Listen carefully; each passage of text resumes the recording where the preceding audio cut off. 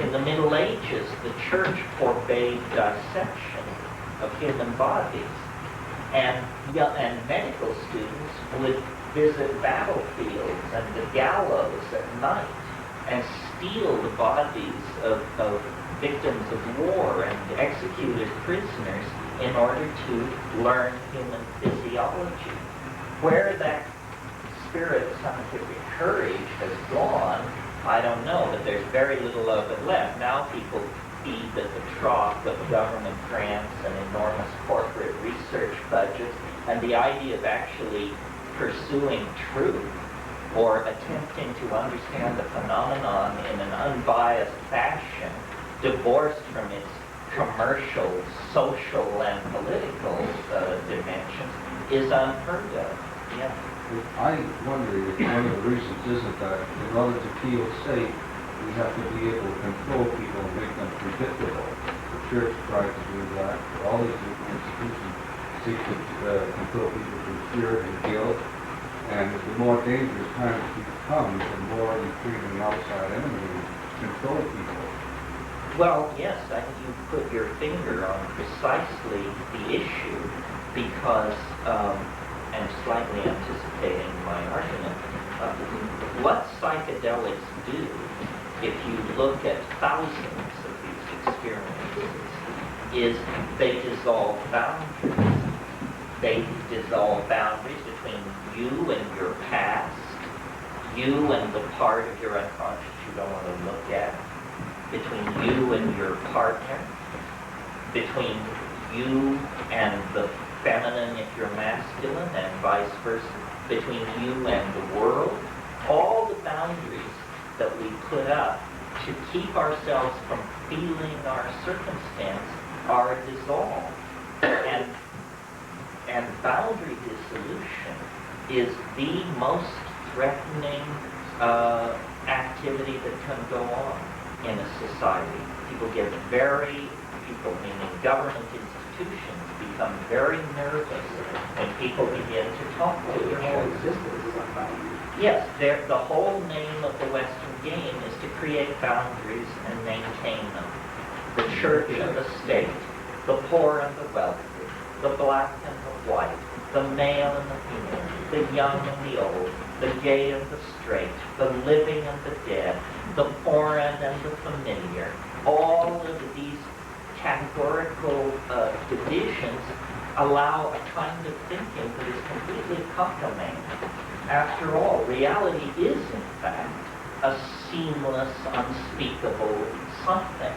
And we understand that to perceive it separately is a necessary adjunct to the act of understanding, but it is not the end of the program of understanding. The particulate data has to be recombined in a paradigm, a seamless overview of what is happening.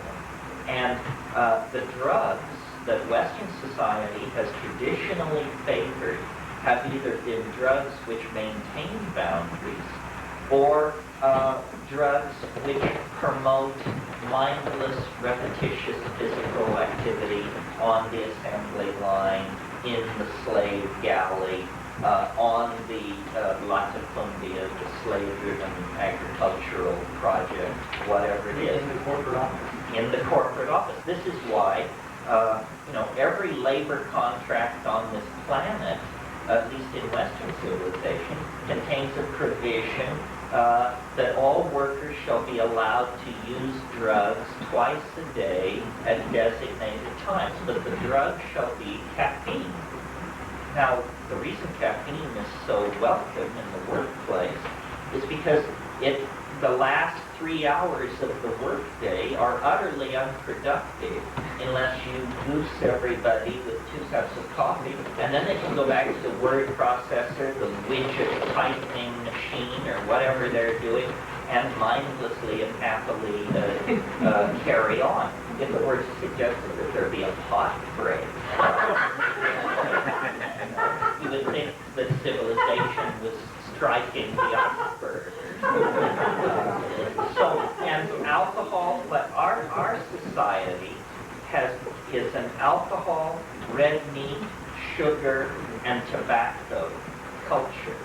And all of these are forms of speed, basically, in the way that we use them. I mean, yes, you can tranquilize yourself on alcohol, but you're pushing toward levels where a lifetime of tranquilizing yourself on alcohol would be a short lifetime if you use it that way. So there's a lot of tension in society between the great exploring soul and the assembly line citizen. The citizen is defined by obligation and by the boundaries that define, the next citizen, either because it's neighbor or worker or employer or something like that. And the grand exploring soul is marginalized as an eccentric, or if necessary, more seriously marginalized as mad in some way. I mean, madness basically, up until the level of physical violence, means you are behaving in a way which makes me feel uncomfortable. Therefore, there's something wrong with you. Yes. So, this now, it's interesting, and this is one of the points that are dear to me, and they arrive in different orders each time. But I think of history as a kind of mass psychedelic experience, and the drug is technology. And as technology gets more and more perfected as a mirror of the human mind, the cultural experience becomes more and more hallucinatory. And for at least the past couple of hundred years, boundary dissolution has been underway at every level of Western civilization. I mean, we could push it further back. The Magna Carta, the fact that princes and lords of the realm would actually attempt to force the king's signature on a document defining their privileges. They are, after all, ordinary human beings. The king is the divine appointed regent of God in heaven. So this was a severe boundary dissolution in the context of the age in which it was taking place. They were actually saying, you as Christ's representative on earth should cede some of this omnipotence to us, mere mortals suspended in the political process. Well, that leads then to broader demands for human rights, for the idea that a permanent and large segment of society kept in permanent poverty is unacceptable. We got rid of debtors' prisons, things like this. As the collectivity of our humanness becomes an intellectual legacy for all of us, there is a dissolving of boundaries of race, class, status, language, so forth and so on. And the whole of the 20th century has seen a massive acceleration of this. The breakdown of the Soviet Union was in fact simply, it was even so described, the lifting of the Iron Curtain, meaning a membrane has suddenly disappeared. And more of these membranes are disappearing. And what is emerging then is a more and more psychedelic experience, meaning a sense of acceleration of information flow, a sense of rising ambiguity about what it all means. Everything seems to carry both a good facet and a detrimental facet. The ambiguity of everything is increasing. The connectedness of everything is increased. Time and space in which we are embedded, and that we ourselves are a reflection of this. So this then goes toward addressing the first question that was those outlined in the little flyer describing the weekend. Where is life carrying us? What is this all about? Is it carrying us toward extinction so that the rest of nature can heave an enormous sigh of relief and then get back to the business of nest building, mating flights, and oviposturing, and whatever it is that they're doing out there? Or is it carrying us toward some kind of a transition? If you look back through the history of life, which is a long history, I mean, it reaches back a billion years, it's every advance happens suddenly, unpredictably, and in a very short period of time. Some of you who stay tuned to the scientific literature may have noticed this series of articles that were around last week about what they're calling the Big Bang of biology. That there was a period of time, incredibly brief, perhaps between 1 million and 10 million years, when all the phyla of life on this planet radiated into existence, sometime between 525 and 535 million years ago. Just it all smacked into existence. The episode in which life left the sea is a similar, highly confined transition event. People recently have written about what they call punctated or punctuated evolution. Evolution is not apparently a slow curve of unfoldment. It is instead a series of equilibrium states punctuated by violent fluctuations in between, and then a new equilibrium state. So history, I believe, is not an aberration any more than leaving the sea could be called an aberration of marine existence. I mean, obviously it is not marine existence, and obviously we are not living in the same world as groundhog and birds psychologically. But leaving the sea did not represent an ontological transition. It represented an extremely dramatic shift of modality. And this is what history is. History is characterized by its brevity, for one thing. I mean, we have packed more change into the last 10,000 years than the billion years which preceded it. I mean, and yet as entities, as animals, meat, we have not changed at all in 10,000 years. If you were to go back to that era, the people would be exactly like people we see today. They wouldn't be so racially heterogeneous because the great gene streamings and migrations that characterize history have not yet taken place. But essentially, perfectly modern people.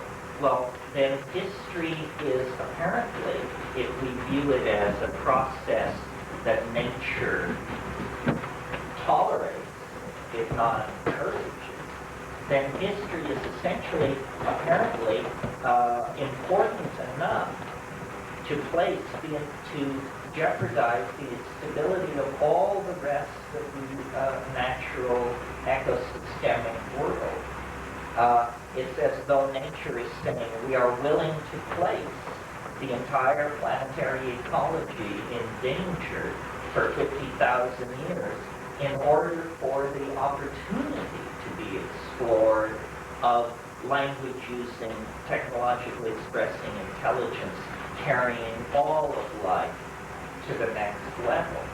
And it's a terrifying enterprise because apparently to carry life to the next level, tremendous intellectual sophistication is required about the release and control of energy.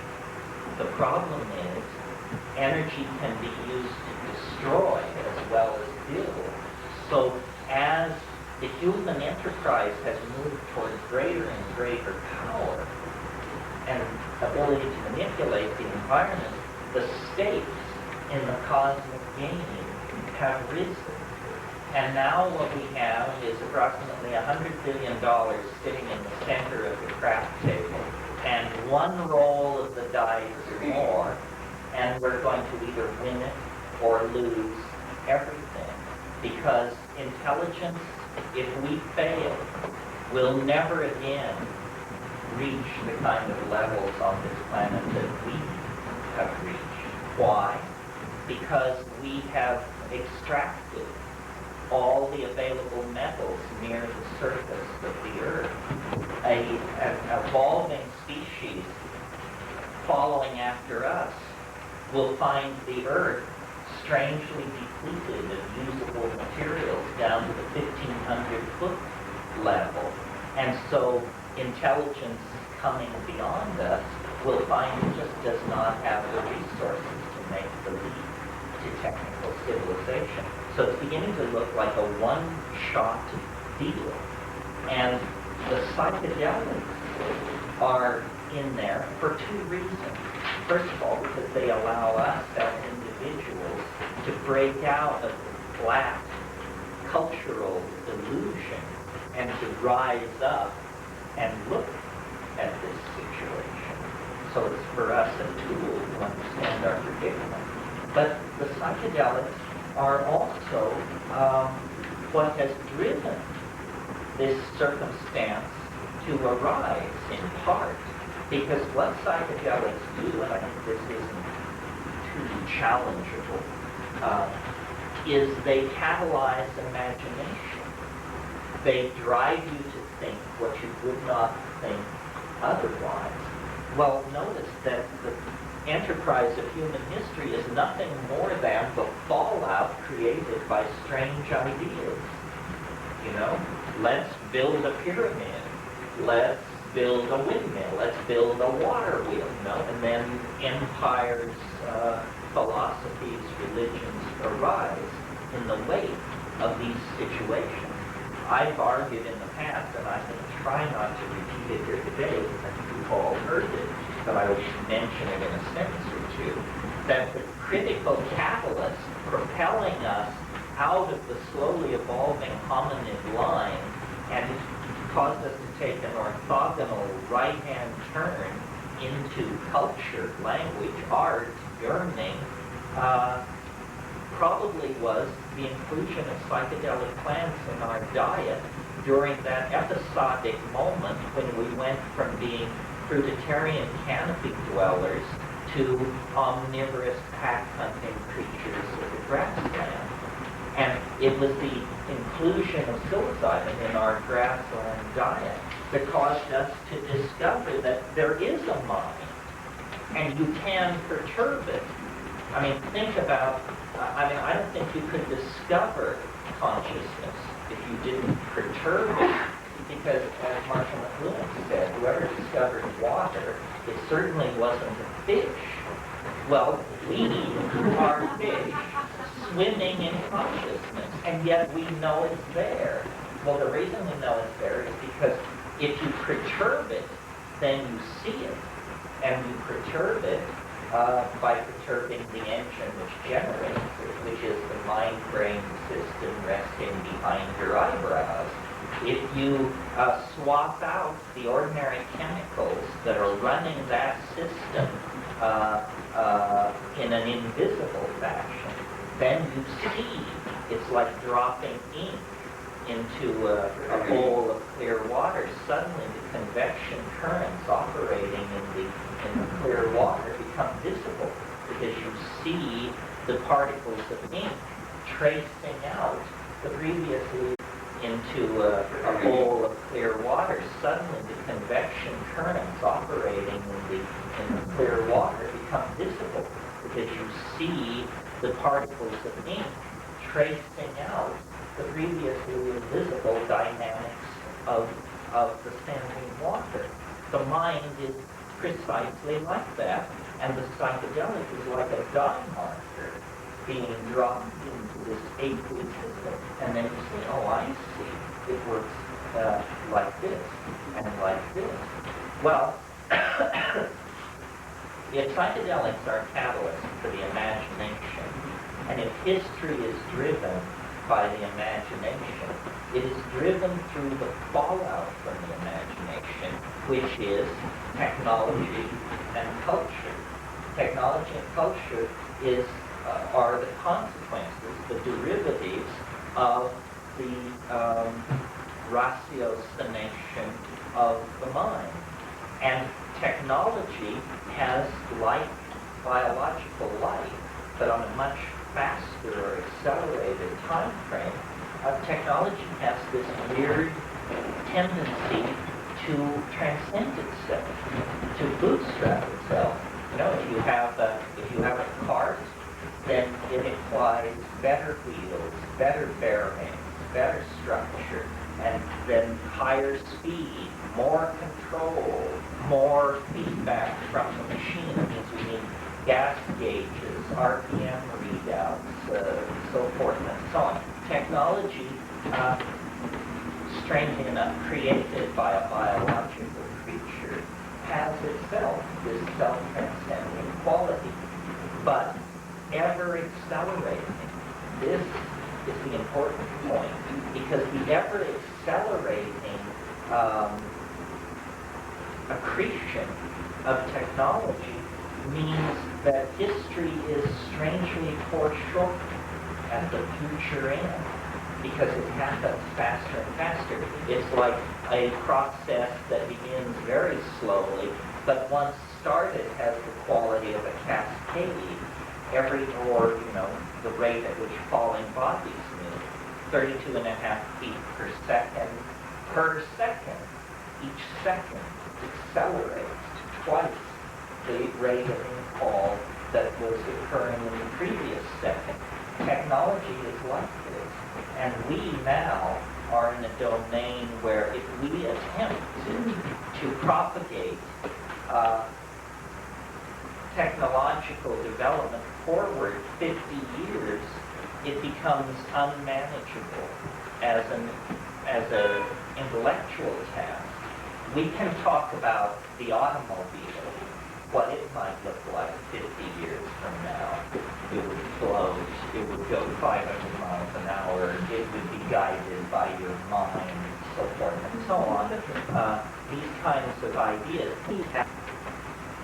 Every artifact of our world will undergo that kind of transformation, and that the synergy among these transformed objects will create phenomena and situations that we can't anticipate. That's the key thing. Our inability to anticipate the synergies between our technologies. I mean, the computer, LSD, spacecraft, holograms, organic superconductivity.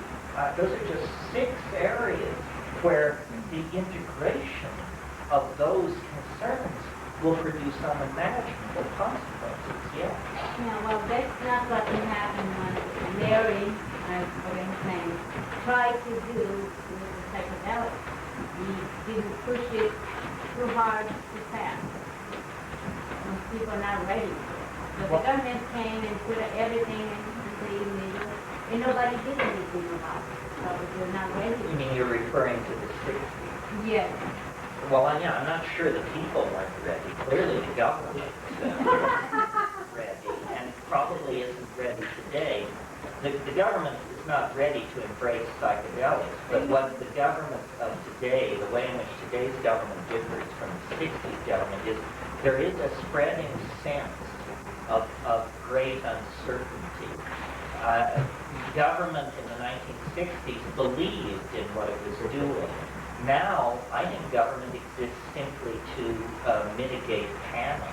But I believe the people are ready. The government most time don't understand. No, the people are ready, and the people then have to set the social agenda. A progressive society is a society where the social agenda is set by the people.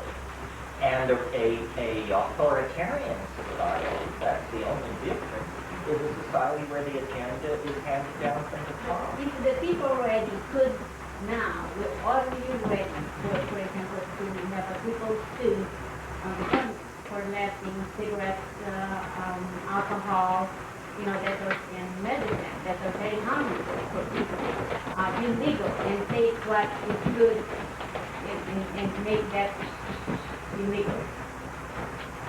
Well, I go back and forth about this. Sometimes I think the best strategy with the government is to ignore it.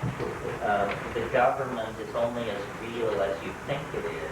I mean, if everybody agreed it doesn't exist, it would have a hell of a time prosecuting its agenda. On the other hand, that's sort of the romantic perfectionist approach, I suppose. And the practical approach would be to try and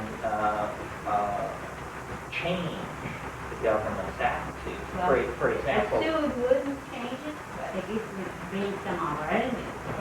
Well, They would have to deal with it. it might That's the change it. way. I mean, the government does follow, in some cases, its own rules.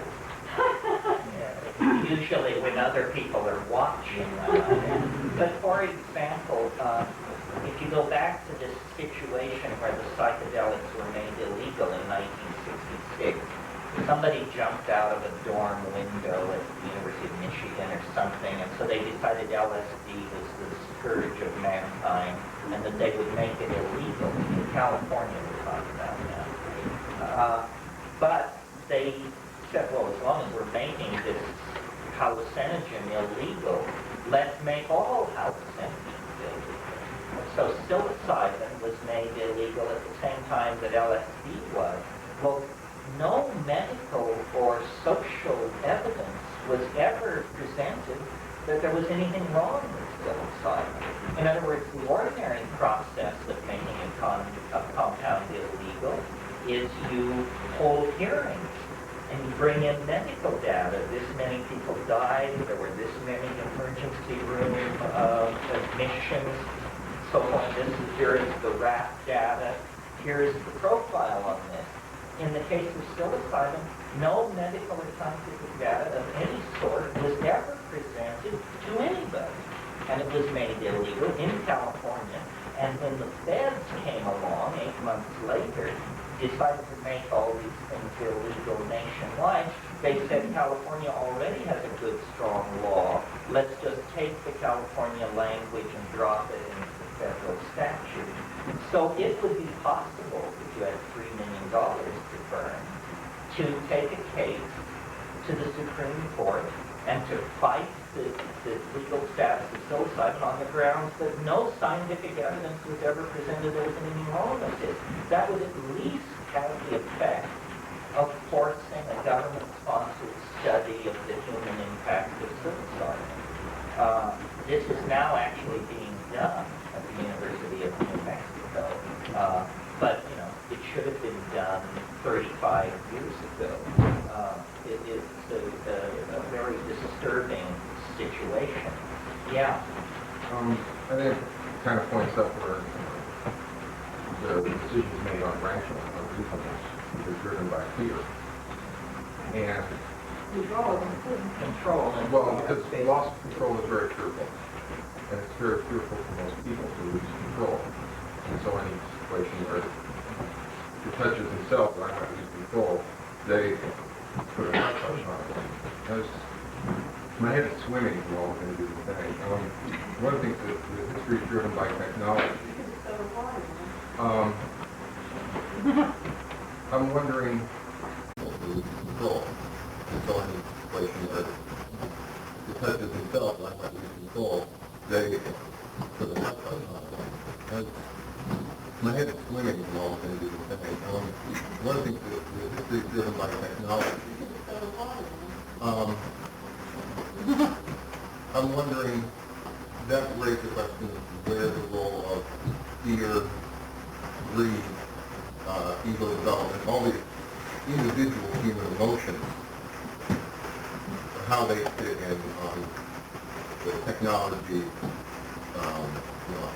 history is moving like this and sort of moving independent of any individual. And yet I think what kings are individuals and what they do and how they impact things and how the government suppresses is based on individual theory. Kind of like maybe we touch on this, but that. Well, the key word in what you said, as I heard it, was ego and fear. The ultimate boundary dissolution is the dissolution of ego. I mean, we straight people hope that they never meet it except at death.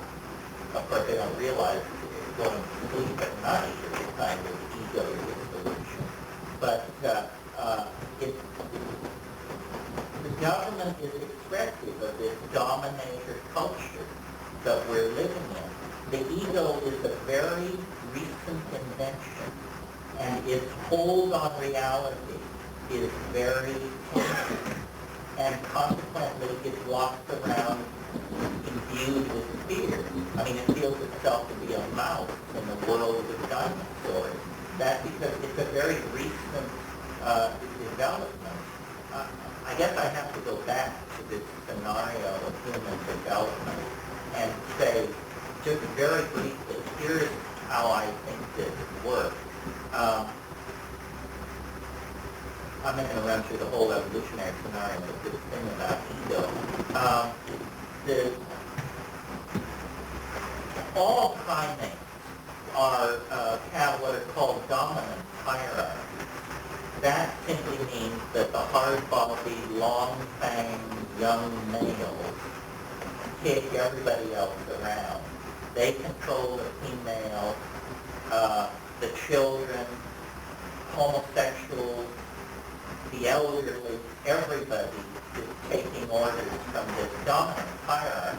And this is true clear back into squirrel monkeys. It's a generalized feature of primate behavior. And it's an aspect of our behavior.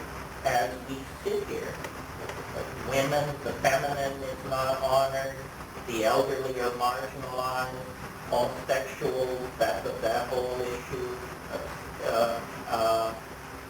Many of our social and political ills stem from this attitude. Well, but you see, I believe that when we let the trees and admitted psilocybin into our diet, that it has the effect of dissolving boundaries and making this maintenance of a dominant hierarchy very, very difficult. First of all, the key on one level to maintaining the dominant hierarchy is monogamous pair bonding. That's where it begins. In a society taking a lot of psilocybin, monogamous pair bonding breaks down because of CNS activation and sexual arousal. So in a psilocybin-using culture, there will be a tendency to orgiastic sexual behavior rather than monogamous pair bonding.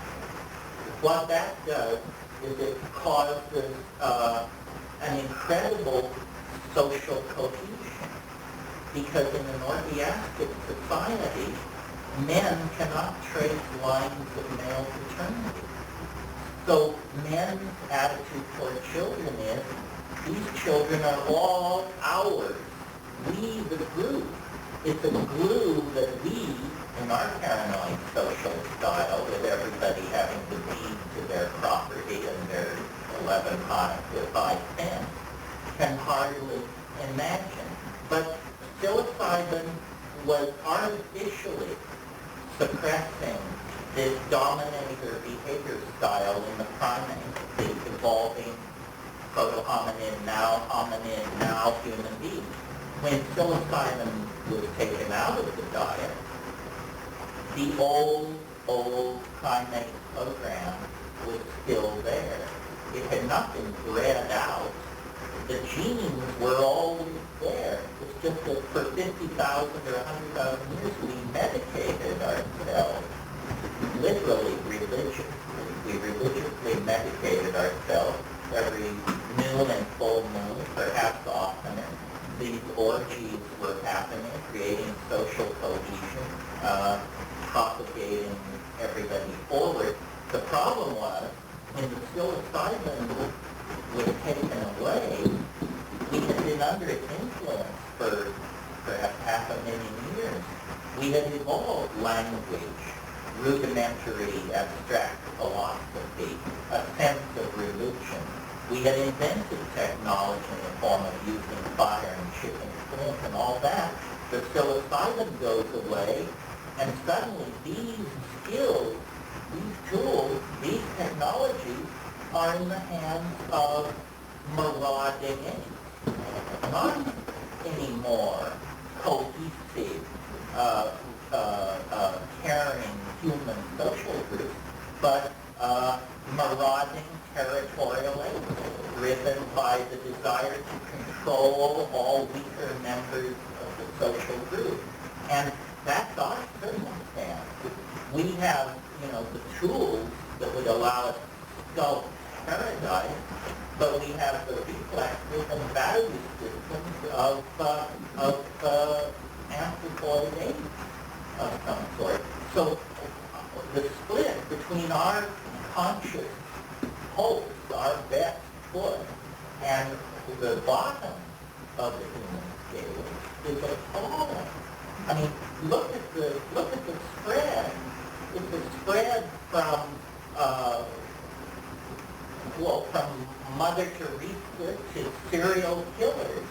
I mean, you don't get serial killers in the chipmunk population or the grasshopper population. And these animals are not so set at variance with their basic nature that these kinds of pathologies can erupt. We, on the other hand, are essential half-pack hunting killer ape. And it doesn't depend on which side of the bed you get up on, or whether you get. Regarding the technological experiment, and along these lines, I wonder if it's not a dual thing where technology gives us an indication of what is possible, and psychedelics expand that so that we can actually get to where we're supposed to be. Technology could, well, let's put it this way, you cannot imagine something that you have no experience whatsoever with, as a general rule. Therefore, if you have masses of people and not enough psilocybin to go around, or other hallucinogenics, you have to give them some basis on which to have a vision, or whatever. Television, automobiles, and airplanes do supply at least the idea that these things are possible without the technology when you get to the psilocybin or to the hallucinogenic. Yeah, I mean, we're an object-fetish society. I mean, our entire psychology is characterized by a profound discontent. That's what we're about. It doesn't matter. No matter what's going on, after a little while, we get restless and move on. Other animal species are embedded in a kind of world of endless genetic cycling. No fox grows bored with hunting, and yet our thing is a profound dis-ease. And I believe it's because, and slowly sports can do this whole rap. The question reflects on it is that the whole psychedelic issue is being transformed by the fact that information is being spread around about how there are many, many plants which, not psychoactive by themselves, can be combined to produce essentially pseudo-ayahuascas of various sorts. So it's not necessary to go to the Peruvian Amazon. It's not necessary to even use Amazonian plants. There are perfectly good Native American plants that can be combined together to produce very spectacular experiences. And if you want to get into underground science at the cutting edge, making and testing these things on yourself and your friends is guaranteed to keep your life interesting. I'll just give one example and then you're sort of on your own. But there is a plant called Pergamon harmala, or Syrian rue, a woody plant that has become a problem out near Fallon, Nevada, and north of Elko on Highway 5, and out near Deming, New Mexico, and south of,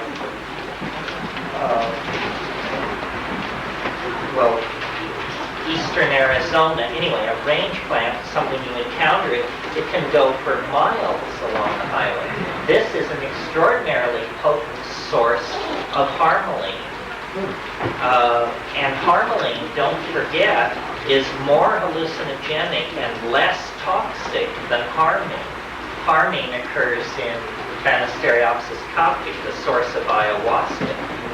Harmaline, it is possible, we need to do more research, but it's possible that harmaline on its own is an interesting hallucinogen.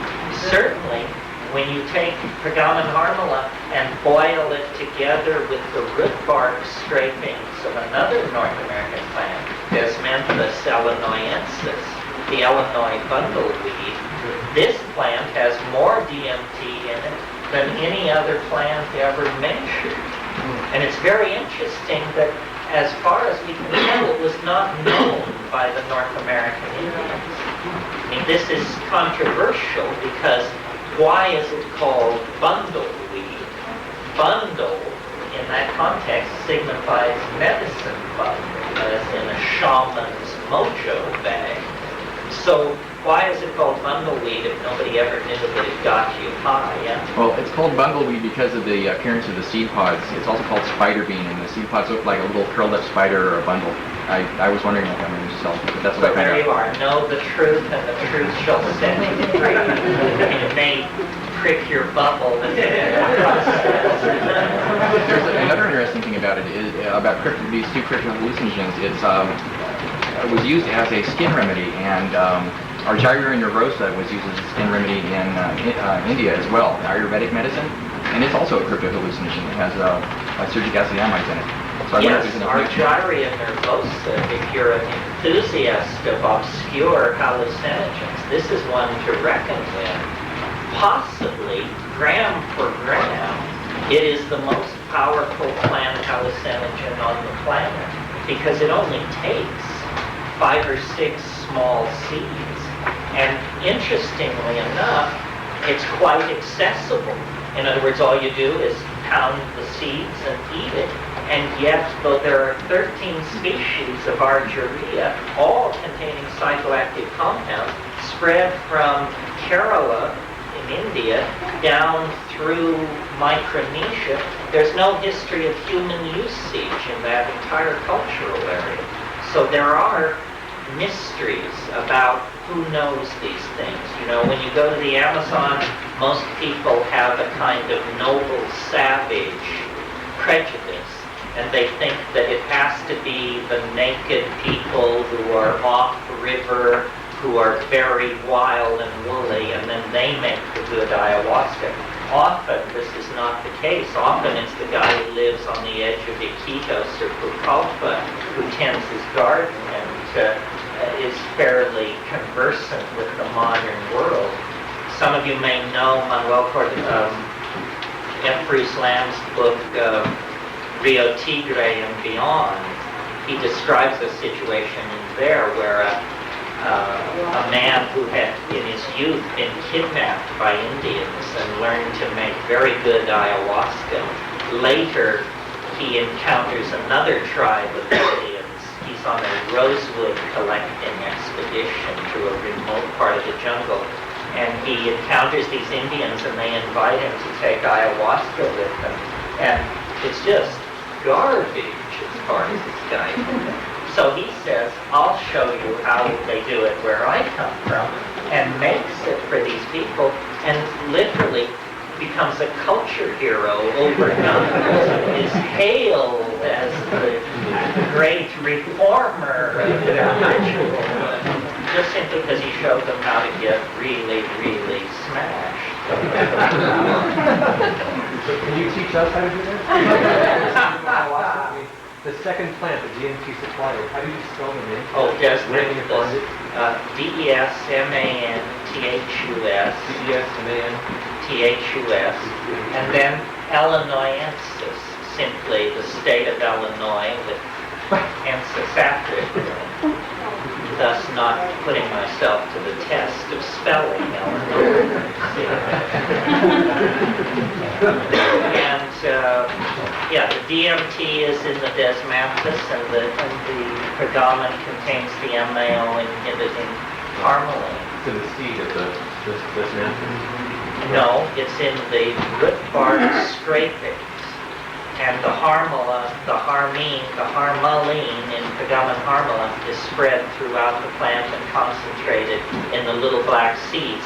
If you don't want to drive out to Elko, find an Iranian market here in LA and tell them that you want to buy Hurmal, Hurmal, and they will sell you the seeds of predominant harmaline. It's used in Iranian households as a fumigant and incense. You just throw some on a charcoal, on a bed of coals, and it makes this wonderful